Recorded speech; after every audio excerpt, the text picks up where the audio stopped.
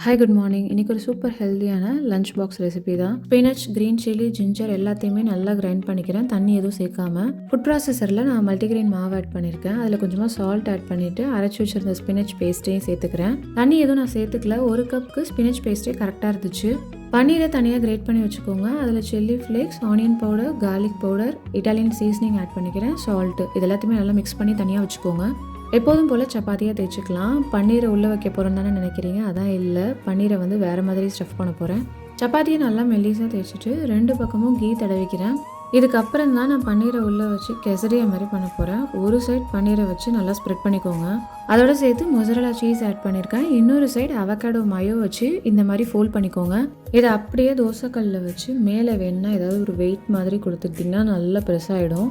2 பக்கமும் கீ தடவினீங்கன்னா நல்லா கிறிஸ்பி ஆகிடும். அவ்வளோதான், ஒரு சூப்பரான ஸ்பினச் பன்னீர் சப்பாத்தி கெசரியா ரெடி. ட்ரை பண்ணி பாருங்கள். பாய்.